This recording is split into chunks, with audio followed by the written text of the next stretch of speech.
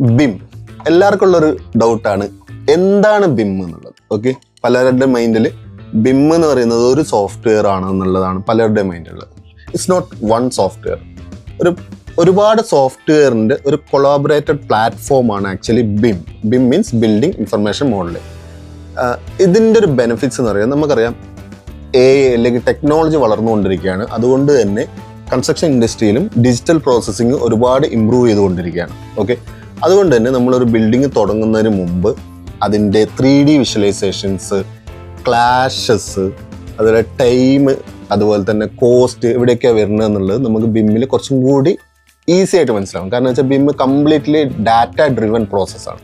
നമ്മളുടെ എല്ലാ department, architectural, engineering and construction ഡിപ്പാർട്ട്മെൻറ്റിൻ്റെ ഒക്കെയുള്ള ഡാറ്റ ഒരു പ്ലാറ്റ്ഫോമിൽ നമ്മൾ കൊണ്ടുവരികയാണ്. ഓക്കെ, അതുകൊണ്ട് തന്നെ ബിൽഡിങ്ങിൽ നമ്മളെ എക്സിക്യൂഷനിൽ കൺസ്ട്രക്ഷൻ ഫീൽഡിൽ നമുക്ക് കോസ്റ്റ് സേവ് ചെയ്യാൻ പറ്റും, അതുപോലെ എറേഴ്സ് റെഡ്യൂസ് ചെയ്യാൻ പറ്റും, മിസ്കമ്മ്യൂണിക്കേഷൻസ് റെഡ്യൂസ് ചെയ്യാൻ പറ്റും, നമുക്ക് ഒരു പ്രോപ്പർ ഡിസിഷൻസ് എടുക്കാൻ പറ്റും.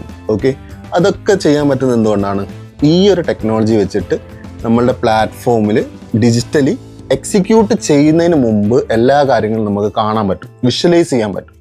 അതുകൊണ്ടാണ് നമുക്ക് ഈ ഒരു പ്രോസസ്സിൽ നമ്മളുടെ കൺസ്ട്രക്ഷൻ കുറച്ചും കൂടി സ്മൂത്ത് ആവുന്നതും അതുപോലെ തന്നെ പെട്ടെന്ന് നമുക്ക് ചെയ്തു തീർക്കാൻ പറ്റുന്നതും, നമ്മളുടെ ബഡ്ജറ്റിൽ ചെയ്തു തീർക്കാൻ പറ്റുന്നതും. അതുകൊണ്ട് തന്നെ ഇൻഡസ്ട്രിയിൽ ഒരുപാട് ടെക്നോളജി ബൂം ചെയ്തുകൊണ്ട് തന്നെ ബിം വളരെ യൂസ്ഫുൾ ആയിട്ടാണ് കൺസ്ട്രക്ഷൻ ഇൻഡസ്ട്രിയിൽ യൂസ് ചെയ്യേണ്ടത്. അതുകൊണ്ട് തന്നെ നമ്മളുടെ കൺസ്ട്രക്ഷൻ ഇൻഡസ്ട്രിയിൽ ബിം എന്ന് പറയുന്നത് ഒഴിച്ചുകൂടാൻ പറ്റാത്തൊരു ടെക്നോളജി പ്ലാറ്റ്ഫോമായിട്ട് മാറിയിരിക്കുകയാണ്.